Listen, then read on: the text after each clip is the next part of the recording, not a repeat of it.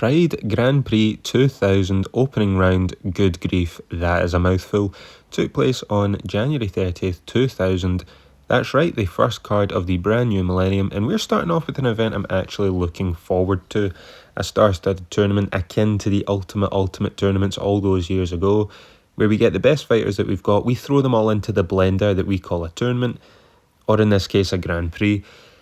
We start off on a high note. The opening ceremony, as though it's the Olympics, the ceremonial unveiling of the ring and such, the fighters. We have a stage, the light show, the huge curtain drops, and the loudest fireworks I have ever heard pop off. I think the people in the Tokyo Dome here have a claim for tinnitus. 48,500 of them here tonight. That is an incredible number. I don't know how they've managed it, but good lord, nearly 50,000 people for this tournament is insane. I don't know if you call this a band or an orchestra. It's a masterpiece is what it is, but I don't know what you call these people banging all the drums and the cymbals and shit. But we have the ceremonial unveiling of the ring. We announce all our competitors, and this is why I liken it to the old Ultimate tournaments. It has some serious name value, okay? You're seeing these people here, but listen to this. Royce Gracie, Kerr, Coleman, Igor Vovchanchyn, Gary Goodridge, Sakuraba, Wanderlei Silva, who's in the alternate fight. We'll get to that soon enough because we have thoughts on that. And then we have some of the big Japanese names that we're familiar with, including, yes, Akira Shoji. He's back again because he's best friends with the promoter. He's literally on every card. But other huge names like Takada are also here, which are big for the Japanese audience, even if we over here don't really rate him that highly. And I mean, look at the setup. Like, the structure around the ring, the production for this is just insane. I love it. And the commentary desk actually has a new addition. The world's most dangerous man, Ken Shamrock, is at the desk alongside our favourite Stephen Quadros and Bash Rutten, who sounds as though he's sick. A little under the weather, but this is a pretty good desk. Modern MMA would kill for this desk right here.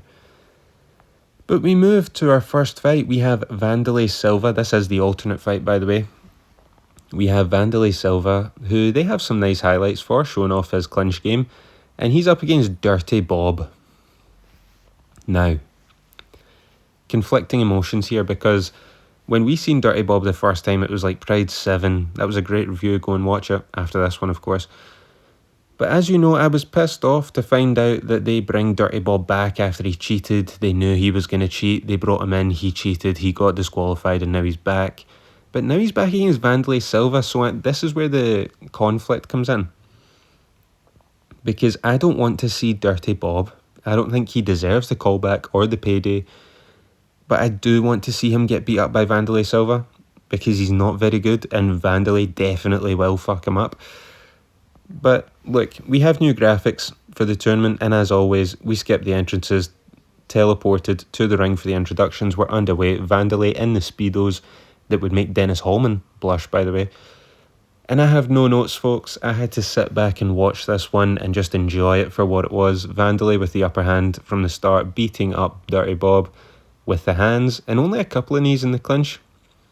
Don't worry, Bob still manages to cheat, as you would expect, as Wanderlei takes him into the corner, tries to take him down. Dirty Bob tries to grab onto the ropes. He would get a warning and a yellow card if he was able to get back up, but of course he is not able to get back up. Wanderlei chokes out this prick in about 2.5 minutes. Oh, and by the way, no clock in the corner or graphics for the rules. Or judges. Like, there is the obligatory mention for that. We still don't know anything about who's deciding these fights, or how these fights are even, like what the criteria is, the rule set. None of it. We don't know any of it. Unless we're told, you need to wait for infringements before they actually tell you the rules. So that's not great. But next up, we have a very special announcement from Ken Shamrock. He addresses the crowd in Tokyo, and he has to stop every now and then during his speech because he's so conditioned to like the WWE style of promo. I don't know if he's expecting the crowd to react or what the fuck's going on. Like, he's speaking and then starts like pausing in the middle of his sentences as though he's waiting for the reaction. Little does he know they don't speak English. Like, didn't you used to fight here? Like, I don't understand, because it's not as though he's talking and then the translators like chipping in between. They would eventually translate at the end. But he says that he's been out of the game for 4 years, and just when they thought just when he thought he was out, they pull him back in. He never left on his terms, and now he's back. He signed a 2-fight deal with Pride. And then he pauses again, of course. He has to wait for the translator to now translate his speech. He then goes off again, WWE style, thanks the crowd, who he keeps calling you people. And then his WWE theme music plays, which is a banger, by the way, fits him really well. And that's it. Ken Shamrock leaves, and he's left the commentary desk too, so he was just on there for the alternate fight. But we get into our first official opening round matchup, where we have a sumo wrestler who doesn't look like a sumo wrestler to me. I always associate the sumos with like the big fat guys like Emmanuel Yarborough and shit. But we have Osamu Kawahara. These pronunciations are going to be so good, by the way, this entire review. He's up against the GOAT, Gary Big Daddy Goodridge, one of the most entertaining fighters at MMA, especially in the year 2000. Like, one of the all-time entertaining, I say all-time, and then I was about to refine it to the 90s, but really, one of the best fighters you can watch about this time. And Gary Goodridge is, of course, pretty big, but Kawahara almost dwarfs him. The fight starts and is almost instantly over. Gary Goodridge starts piecing up Kawahara in a sloppy brawl, and he lands some knees in the clinch. Kawahara topples like a Jenga tower to the floor. Goodridge puts the forearm choke on him for the tap and the win. Gary Goodridge is going to the finals of the Grand Prix. He and his friends all jump into the ring and start flexing, which is funny, but Bash Rutten hates, like, Bash Rutten on commentary here, he hates when people get caught in the forearm choke. He hates it. He says every time, just roll over and you escape this. But Bass gives some leeway to Kawahara, who he just assumes doesn't know what the fuck he's doing. But he hates when people get caught in the forearm choke. Like, just fucking roll over and you're out of it. But we move onward. Next up, Ebenezer Braga, who I'm a fan of. We've seen him beat Jeremy Horn at UFC 17.5 Ultimate Brazil, and then he never returned. So what the fuck was going on there? But he never returned. He had his debut in Pride against Sakuraba in a decent fight at Pride 6. Another classic review, by the way. You should watch that. That had one of my favourite thumbnails. I worked so hard on that one. But Braga is up against Shoji, who has been on every card to this point, and if you've been watching the Pride reviews, you know my thoughts on Shoji. I'm willing to bet that this fight goes to a decision, just like every other one, like the one that lasted 40 minutes or 30 minutes or a few 25s and a few 20-minute decisions in there every fucking time with this guy. So we start in the clinch in the corner, and let me say this now, UFC's last event was number 23, Ultimate Japan 2, and they had the crowds, or should I say the empty seats, they had that all blacked out, and you know the arena was empty because they had it blacked out, because this here is what a full arena looks like. See when the crowd is actually lit and you can see them there, so there's actual evidence that there is life in the arena, compared to UFC, who just had the whole shit blacked out. But anyway, I digress. We break and we're back to centre from the clinch in the corner. Shoji gets the takedown into guard, and I think Shamrock at this point has left the desk, because obviously I just said that he'd left the desk, but when watching this live, they don't tell you that he's gone. So you just assume that, well, Shamrock should be chipping in with some, analysis any second now. He never does. We're on the ground here. Shoji passes guard into side control looking for the key lock. Braga pulls him back into half guard, and he is able to escape and get back to the feet. We clinch in the opposite corner now, and Braga is landing some knees to the body off the break, and Shoji swings wildly and misses, as we've become accustomed to watching Akira Shoji. We then trade dominant possession in whilst clinching in the corner, and we've rolled all the way across the ropes at this point, just trading momentum back and forth all the way into the opposite corner before Shoji then gets another takedown. Quadros and Bass talk about the difficulty scoring this round. Braga has the edge on the feet, at least that's what they think, and I would probably agree, but I mean, so much of this has just been clinching and then guard, again, as we've become accustomed to. Braga probably has the edge on the feet, but Shoji has the takedowns in the submission attempt, so, you know, it depends on how you score it. But Braga was able to escape bottom position, so commentary really don't know which way this is going to go. Still in guard for a while, nothing really of note happening, as is the case with the Kira Shoji fights, if we're being honest. The two get moved back to centre. We never get stood up in Pride. Something they really should add. And this is it for a long time. I said we'd been in guard for a little while. It's now become a long while. So, like, you know, it's been a long time of nothing when for the first time in Pride history, Stephen Quadros starts telling us who the judges are. Finally, it's taken fucking 9 events. This shit never happens. I would prefer a graphic, but this, I say this works. It does work. Fair, it's better than nothing.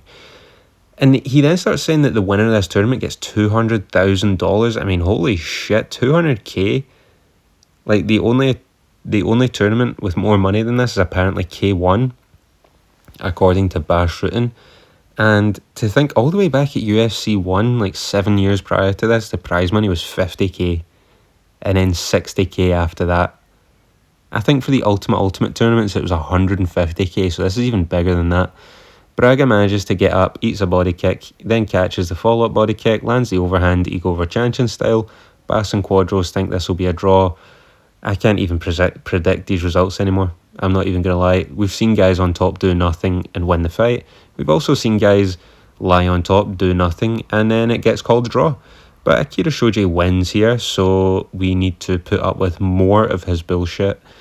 And yeah, suffer his presence again in the Grand Prix finals. Next up, we have Kazuhiro Fujita versus Hans Nijman, who, according to Quadros, is another bad boy from Holland.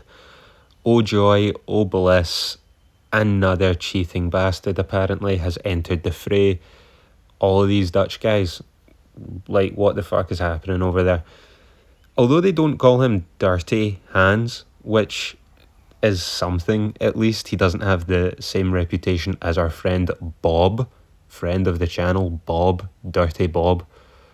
This guy is not called Dirty Hands.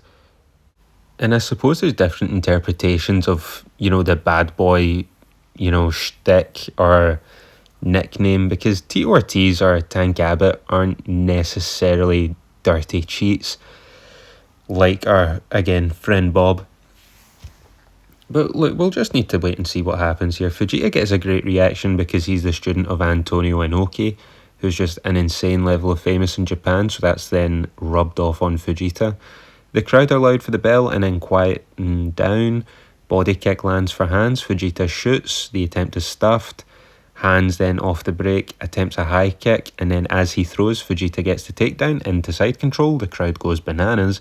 Into guard, eventually a pass to side mount, into the neck crank, and Hans taps out. I have never heard the Pride crowd make so much noise in my life. They celebrate as though Godzilla has just been taken down in front of them. Fujita makes a speech in Japanese. The crowd goes even more apeshit. This was great and a bit of a spectacle because, of course, Fujita is loved by the Japanese fans, and I have no idea who he is. I had never heard of him before, but apparently he's a big deal in Japan. And look, this was quick too, and as we've said before, a good fight is made even better when it's quick, so I enjoyed this. Next up, I am looking forward to this one, even though Guy Mezger did stink the joint out last time at UFC 6, at Pride 6.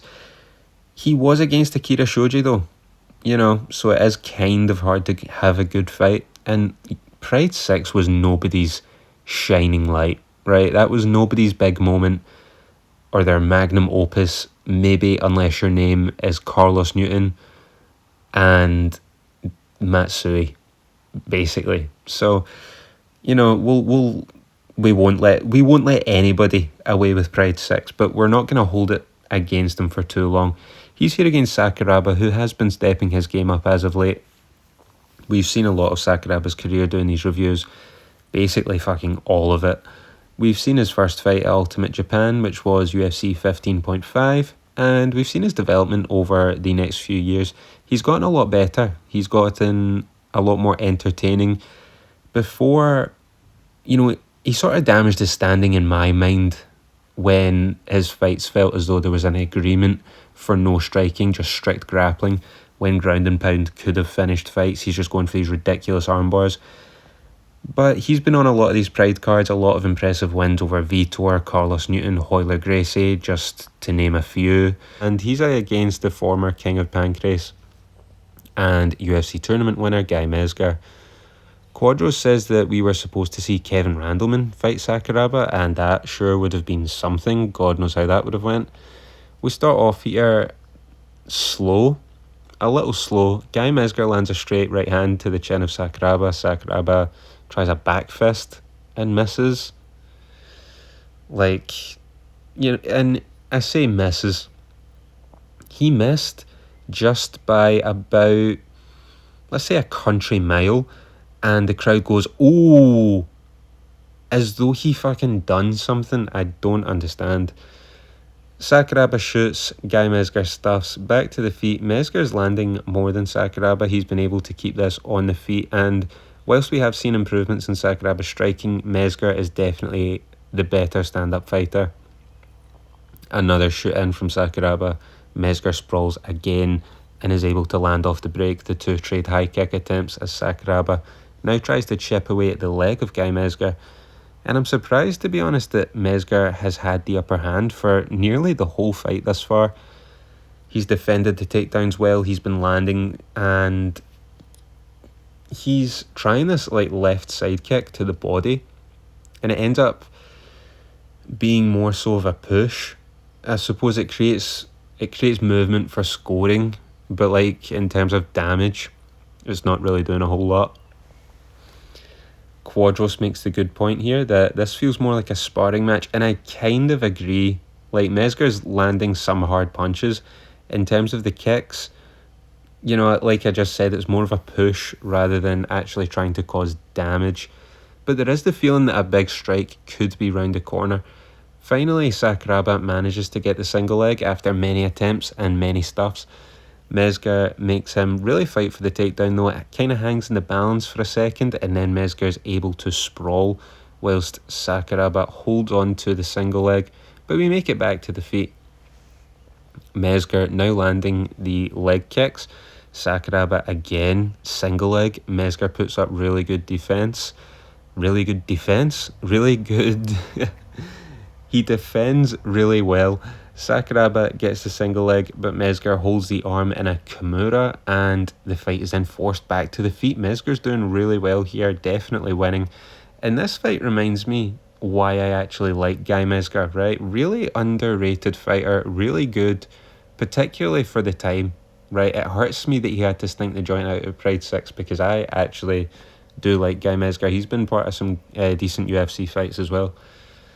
Even although he did take a beating against Tito Ortiz that fight, I still loved it. It was still great.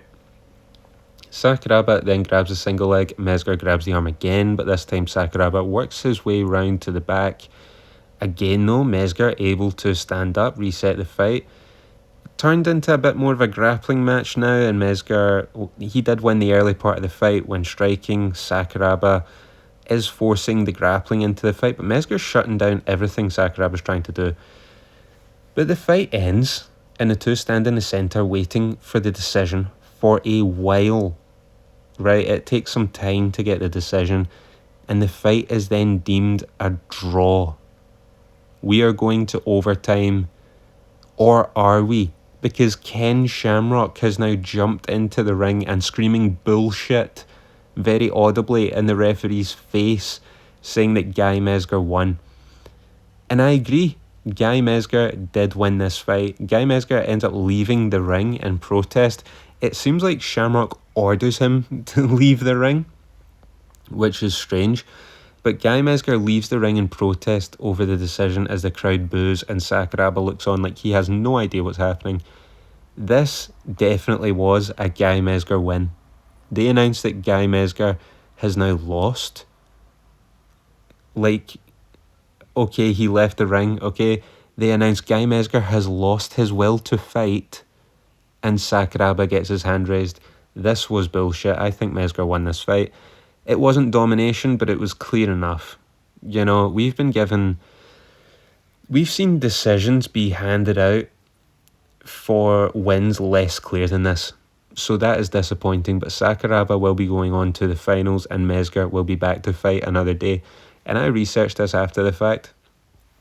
Quadro said that not at this event, but later on in an interview, I suppose, said that Pride had a 10 kilogram handicap where if you're heavier than your opponent by 10 kilograms, you basically need to 10-8 him in a modern context. However, like, there is no 10 kilogram difference here, so what the fuck? The fight was apparently only contracted for a single round, and then there was supposed to be a decision, which is why Shamrock is so pissed off. Apparently the judges don't know that the fight is only scheduled for one round. There is no chance for overtime. So apparently they don't know that. They don't know the weight difference either. Apparently they know nothing, which is why we got what we got. And Guy Mezger, I mean, somewhat robbed, to be honest. This definitely should not have been a draw. I think Sakuraba even knows that he lost this one. And it's a shame. But the chain reaction that this, you know, the butterfly effect of what this fight causes is really what's the most harmful thing to the sport. We'll get to that later. But right now, Gary Goodridge has joined the commentary desk for our next fight, which is Mark Coleman versus Masaki Satake. I told you I was going to nail these pronunciations. And we get entrances for this fight, which is nice. But then again, you know, like, it's a 3-hour card. Do I need to see all these entrances? This is Satake's first MMA fight. And I know I said that this was akin to the Ultimate tournaments. Satake's involvement here is not akin to that. This is more like the early UFC tournaments where we were just pulling fucking random guys in off the street and throwing them in a cage. Here you want to make a quick 1,000, go in and, you know, let Mark Coleman destroy you in a minute, or go in there and let Tank Abbott or Don Fry knock you out in 10 seconds. Here's $1,000 and we'll see you later. But this is Satake's first MMA fight, as I was saying before I get sidetracked. Coleman gets the double leg takedown, goes for the neck crank, smashes some ground and pound, very heavy shots, and then he reapplies the neck crank and gets the win. Satake would go on to have 10 MMA fights, of, you know, many of which we will see in Pride. He's going to end up with a record of 1-8-1. Shout out to Satake. He apparently was a pretty good K1 kickboxer, so I'm not shitting on him, okay, or his, you know, athletic credentials, combat credentials. He just wasn't really cut out for MMA, which is sometimes how it goes. Not everybody translates from their chosen discipline to MMA. It's tough. And you look at some of the people that he actually lost to, right? Coleman, Mezger, Ogawa, who we seen beat Gary Goodridge. He's fucking legit. He's good. He lost to Igor and Rampage, so he hardly got an easy ride. So shout out to Satake for taking this fight, even if I don't agree with his involvement in the tournament. Speaking of Igor, he's up next, and again, Gary Goodridge is still on commentary, and so the first clip they show of Igor Vovchanchyn is him beating up Gary Goodridge, which is very funny. He's up against Alexander Otska. Oh, he's been on here before, and I can't figure out if it's Otsuka or Otska. We're probably going to flip-flop between the two. I can't help it. Apologies for that. We have seen Ogawa Otsuka at Pride. He's won one against Marco Huas. He lost one to Renzo Gracie. He's now up against Igor. I have a bad feeling. But Otsuka is another guy who has not had an easy ride. His record ends up, and we're going to see some of these fights, his record ends up at 5-13. Listen to these losses though. Renzo Gracie, Ken Shamrock, Guy Mezger, Rampage twice, Vanderlei, Anderson Silva.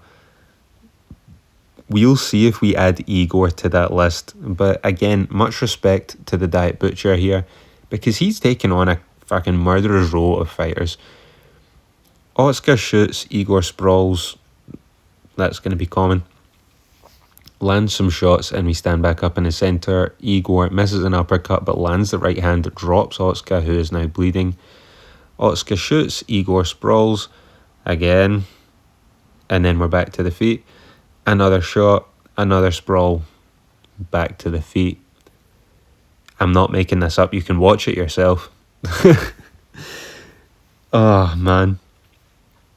Igor attempts the uppercut cross combo again, which worked earlier. He landed a knockdown the first time. He tries it again before Otsuka shoots, gets sprawled on. Again, tiresome. It is becoming tiresome. We see guys like this, and they tend to all be the Japanese guys, and they tend to be the pro wrestlers too, and they just constantly keep shooting in, they constantly keep getting sprawled on, and they just constantly keep doing it. It makes no sense, but Igor is landing a lot of heat on Otsuka. Right hook, drops Otsuka into the ropes, he springs back out, Igor lands the overhand, drops Otsuka again to a knee, he follows up with another one, rocks Otsuka again, he's taken an absolute beating. Now Igor here takes a knee.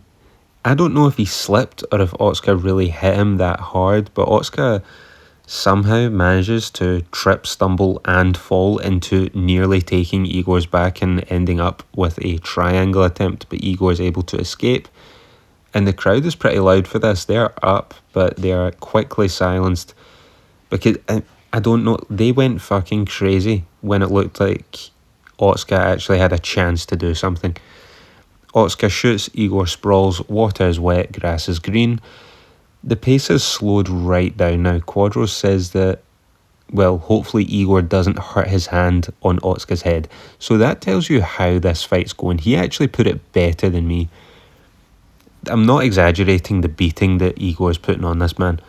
We are back to the feet. Some more nothing happens. And then the two lock up and crumple to the floor in a heap.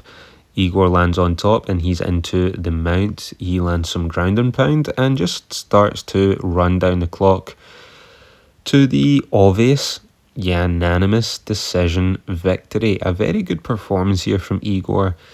Slow at points, but there was enough action here. There was definitely enough big moments, we'll say, to keep this fight entertaining. Definitely not bad. It's another one where Igor is starting to, I say starting to, he is definitely really over with the Japanese crowd. I think after that Mark Kerr scenario, debacle, whatever you call it, see when people thought he fucking beat Mark Kerr, they went absolutely ballistic, they went crazy. And I think he's still managed to like keep some of that aura. And the people really like Igor. They obviously back Otsuka because they are wrestling fans, I suppose, and they're going to support like their guy, not only just because he's Japanese, but I'm guessing this crowd's very much wrestling fans as well. They're obviously going to back Otsuka, but Igor still gets some support here, and you know, he's building quite a big fan base over here in Pride. Next up, after that, we see Mark Kerr, the Smashing Machine, or the Specimen, whichever one you prefer. His last performance was that scare against Igor Vovchanchyn. We haven't seen him since, and at the time, You know, it looked like a loss to some people. It was correctly overturned to a no contest, and look, we know where this is heading for Mark Kerr, sadly. I don't like it, but sometimes that's just the way that it goes. But for right now, he's up against Enson Inoue, who we've seen in UFC and Pride winning twice, one in each. Although the Pride win did come in like a strict grappling match. We've heard of so many guys called Inoue. I know Egan is somewhere in there. I can't remember if he's had fights in UFC. There's a lot of Inoue going on. But we get more entrances for this fight. It's nothing really crazy, but we don't normally get to see the walkouts. It's nice, I suppose. It's a nice touch added on, and I suppose we only see the entrances, or some entrances I should say, in the Fight Pass version. I can't speak to the original unedited version, but the entrance for Inoue is egregious. And this is kind of my point, where it's like, these cards, at least on Fight Pass, are already like 3 hours long. Do I need to see Inoue take 10 minutes to get to the fucking ring? And like, see when the entrances came on, because for the Coleman fight, the entrances were nothing special. They weren't that elaborate. It was literally just walking out, and like the music's all like, you don't have rights to actual real music on Fight Pass, so it's like, it's just kind of generic shit. But when these entrances came on, I picked my phone up for what felt like at least like 5 minutes. I look up and Inoue wasn't even in the ring. It was egregious. I should have timed it. I didn't, but it felt like it took forever. Anyway, the bell goes. There can't even have been 1 second on the clock gone, and Enson charges at Kerr and immediately gets taken down. I shit you not. I cannot stress how fast this was. Enson wasn't in his corner. He was like, he was starting in the centre of the ring. He tried to take Kerr by surprise and jump him before he even knew what was going on. And he sprinted straight at him. Kerr caught him, double-legged him, and we're into the guard. Par for the course here. At least Enson is a real opponent for Mark Kerr, not of the Brando Shikatic or Hugo Duarte or Pedro Otavio, these bullshit fighters who do their best to stall and avoid all combat, then pretend to not know what the rules are when they cheat to try and get out of the fight. But it's actually here where Mark Kerr is just pretty content to sit in half guard, you know. But at least Enson Inoue meets the bare minimum requirements as a legitimate opponent. But as I'm talking, we're still on the mat in half guard, and we're here for a long time. Kerr lands some decent shit sporadically. Elsewise, it's a lot of control time. And now it's hitting me that Bash Rutten has now left commentary. We've replaced Bash Rutten with Gary Goodridge during this half guard seminar that we're forced to watch. And during this time, I noticed that we haven't heard from Bash Rutten, so this makes our third or fourth commentary team of the night, and we're still here, by the way. When we're not pounding the ground, we are holding the forearm choke. Quadros and Gary are now getting into a detailed chat about sweat. Yes, that is right. Quadros describes it as being like oil, and Goodridge says, yes, very lubricating. What the actual fuck are we doing? Can these guys please fucking move from half guard? What is this kind of chat? Kerr ends up at the feet of Enson, chops the calf. I don't even have a lot of photos for this fight because literally nothing's happening. I'm not just going to keep fucking just spamming different angles of half guard. So here, enjoy watching the thumbnail. Kerr stands at the feet of Enson, chops the calf. The referee stands this up, thank Christ. And with about a minute left to go though, Kerr gets the takedown. And you can imagine how the rest of this fight goes. Mark Kerr wins by majority decision, by the way. One judge had this as a draw. That's how much nothing happened. See, earlier when I said we've seen fights where a guy lies on top the whole time and get handed the win, or other times we've seen a guy lie on top and then get handed a draw, and people want to see another 5 minutes of this shit. Somehow this wasn't a unanimous decision for Kerr, but it's the same result nonetheless. Who cares? He has a nice speech. And this is the thing, Mark Kerr's a nice guy. and has qualified for the 2000 Grand Prix finals now via unscrupulous methods, albeit. I don't remember seeing this scene in the Smashing Machine. Then again, I didn't watch, so I don't know. Maybe they did have, 15 minutes of half guard in there at some point. Although I don't think they'd have put terrorism in the Smashing Machine. But who knows? Maybe if you watched it, you would know. Let me know in the comments. Finally, Jesus Christ, finally, our main event. And, oh my God. Royce Gracie versus Nobuhiko Takada. And this shit is absolute nightmare fuel. Who put this together? Who looked at this fight in matchmaking and thought, oh yeah, Royce Gracie and Takada, that'll be a banger? So it turns out Bass was just cornering Mark Kerr. I didn't even think of that. The English commentary desk is actually now at ringside doing live commentary instead of taped after the event like it has been in the past. That's why at previous events, Bass Rutten has been in the corner and on commentary at the same time. Now he can't do that because it's all happening live at the actual arena, which I suppose is better for commentary. But we get some Gracie propaganda featuring Helio in there, and then we get the same for Takada. I'm not looking forward to this one, if you could not tell. Royce is here in the gi, as is to be expected, and I don't know. I know why he wears the fucking gi, right? But commentary is cooking the gi approach. And this is so different to early UFC. They would never have criticised Royce Gracie back in the days of Bruce Beck. In fact, no, Bruce Beck started at UFC 6, so who was it? Fucking Jim Brown, Ben Perry. Who else was on there? Who was the... Jeff Blatnick? Fuck, I can't... I've tried to block that out, But Gracie pulls guard, as is to be expected. Commentary talks about the weight, and Bass asks the difference in the weight. Quadros says, not that much, about 30 pounds, which I laughed at. Could you imagine saying that to someone now? Modern day UFC, a 30 pound weight advantage.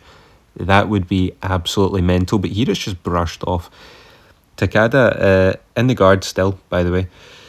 Still. And I'm just sick to death of the guard. Like, we had 15 straight minutes of Mark Kerr in half guard, and now we have this shit. Takada is somehow on top this whole time and losing.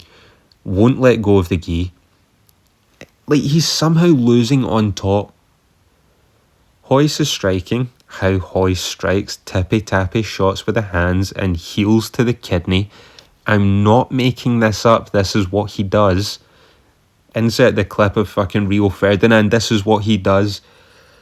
Takada lying on top of Gracie, practically sleeping at this point, just burying his head in his chest, literally doing nothing. As Royce tries to wrap the gi around Takada, which commentary again just laughs at.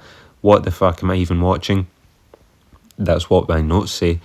This is giving me PTSD to early UFC reviews where Royce would do shit like this, or even early Pride where other Gracies would pull shit like this too. Fuck this fight. 1.5 times speed fight pass needs the 2 times speed feature. And again, you can imagine how this fight ends. Royce Gracie wins the unanimous decision whilst being on bottom the whole time, which is unbelievable. Well done to him. Very impressive. And see when the PA announces how much time's left to the arena, they say 3 minutes, and I shit you not, Quadros goes, 3 minutes? Like, he's done with this. And now it sounds like Gary Goodridge is also shadow boxing on commentary. What the fuck is going on? Royce Gracie, unanimous decision. Jesus Christ, another terroristic display. Back to back in the last 2 fights. Not good. Royce gets the mic, says that this is his ring now, and he's here to win. He has a nice moment with Helio. I'm not going to begrudge him a nice moment with his father. But Jesus Christ, son, do anything but keep fighting. Please, just hang the gi up already. Thanks. All of our winners who are going to the Grand Prix finals are in the ring, shaking hands. Everybody's very friendly here, but we'll see what happens at the next event with $200,000 on the line. I don't know how much in Japanese currency that is. I don't know if they've got a check big enough to fit all the zeros. But we have Igor, Goodridge, Coleman, Shoji, Kerr, Fujita, also Gracie and Sakuraba, which we'll get to those two next time. But Domo Arigato and Sayonara, that brings Pride Grand Prix 2000 opening round to a close. Now, this event is better than most of the stuff we've seen from Pride. I know it didn't sound like it there because I went on a fucking barrage of the last half hour. But the last two fights were absolutely disgusting, right? That just can't be helped. Kerr and Inoue, Royce and Takada, some of the most heinous shit I've ever seen. True MMA terrorism at its finest. Half an hour of my life I cannot get back. I enjoyed Sakuraba and Mezger, minus the decision. That was complete nonsense. Igor and Otsuka wasn't bad either. Igor really carrying the load for the fight, but look, Otsuka tried his best. You know, he tried his best to make it shit, but Igor was able to overpower him and turn it into a not bad fight. Quick wins for Goodridge and Coleman. We like to see that. Shoji also won, which we're sad about. And so did Fujita, which was actually quite fun. The crowd was really into that. So, you know, that's good. And, oh yeah, how could I forget? Vanderlei Silva destroying Dirty Bob. Glorious. So a bit of a mixed bag. More good than bad. Speaking of bad, Royce Gracie and Sakuraba, next card at the finals. And of course, Royce needs special rules. Royce, he needs special rules or he won't turn up. Royce needs unlimited 15-minute rounds, so we end up having to sit through an hour and a half of Gracie and Sakuraba.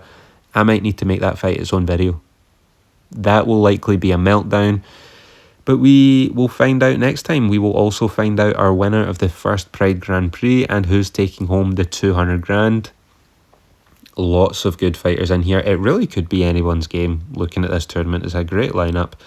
We'll just have to wait and see. My last review, Pride 8, got a copyright claim, so it didn't hit the algorithm as expected. So if you haven't seen that, that's up on the channel. But first, hit like on this video, subscribe for more Pride FC content, hit the notify bell, comment your own thoughts below. Thank you very much for watching, and I will see you all next time.